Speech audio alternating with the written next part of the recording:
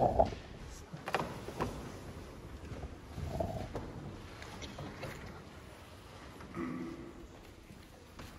en est parmi vous qui connaissent sûrement la série d'animation Les Simpsons, série américaine qui suit le quotidien d'une famille d'Américains moyens.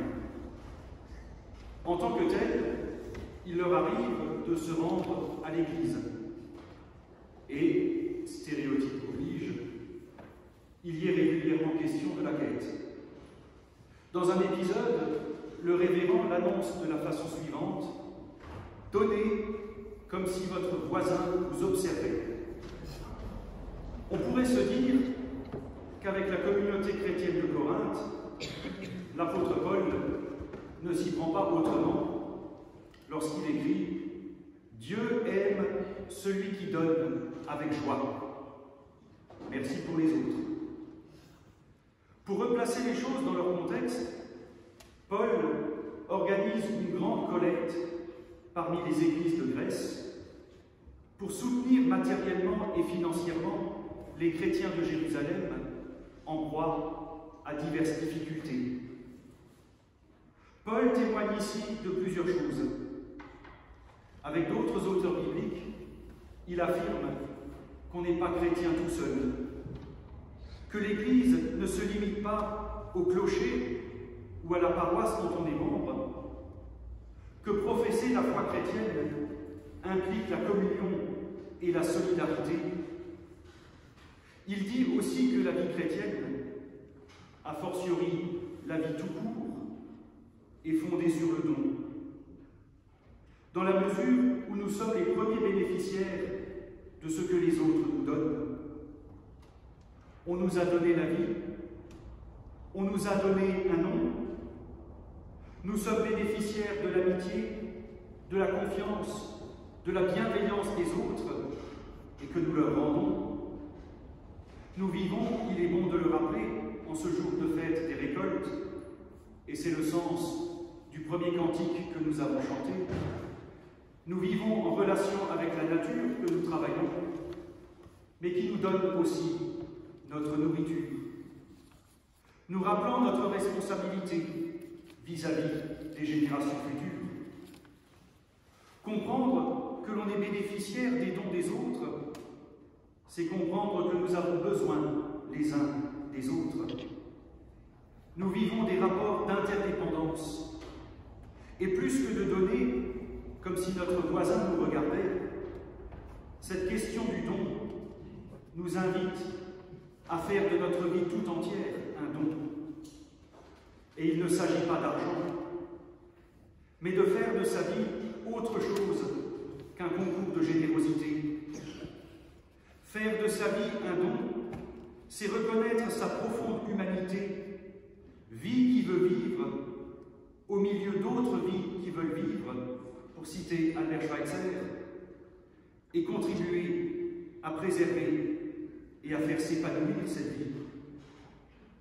Paul, je le répète, ne limite pas la question du don à l'argent. Pour l'apôtre, ce don est prolongé par la reconnaissance. Le service de cette collecte, écrit-il, ne doit pas seulement combler les biens des saints, mais faire abonder les actions de grâce envers Dieu. La semaine dernière, avec les confirmants, nous avons réfléchi à l'importance de dire merci et mesurer l'importance de dire merci. Et ils ont rédigé des propositions qui ont servi à la prière d'action de grâce pour les récoltes que nous avons lues tout à l'heure, et je voudrais les remercier pour cette réflexion. Bien sûr, ils ont dit merci pour la nourriture. Et il est bon de rappeler que si nous avons tous les jours de quoi manger à notre faim, il n'en va pas de même pour tout le monde. Ils ont remercié pour la vie et la présence de Dieu, nous rappelant que la vie nous est donnée.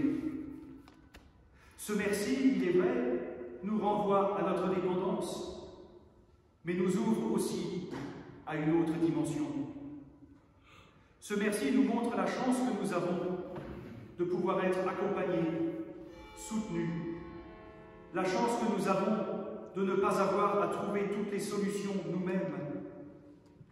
Et ce merci nous dit que nous n'avons pas à porter à nous tout seuls le poids du monde. Le merci auquel l'apôtre nous appelle n'est pas une banale formule de politesse, mais un cri de libération et de reconnaissance. Par le baptême, nous sommes en relation avec Dieu, qui vient ensemencer nos vies pour nous permettre de récolter l'énergie, la force, le courage et la joie nécessaires pour avancer.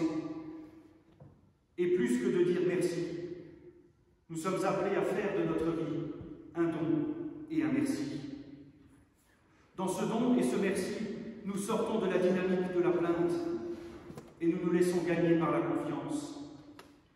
Nous voyons que la foi n'a rien de passif, qu'elle nous travaille de l'intérieur pour donner sens à nos existences et faire de nous, je le répète, des vies vivantes au milieu d'autres vies vivantes et appelées à les sauvegarder. Ce merci nous libère et nous ouvre à la relation gratuite. Il porte en lui les germes de l'espérance que Dieu permet et promet, même quand tout semble se déliter. Alors, à l'instar de ce qu'écrivait un confirmant la semaine dernière, nous pouvons dire en conclusion: merci de nous avoir donné la vie et de nous accompagner sur notre chemin de vie. Amen.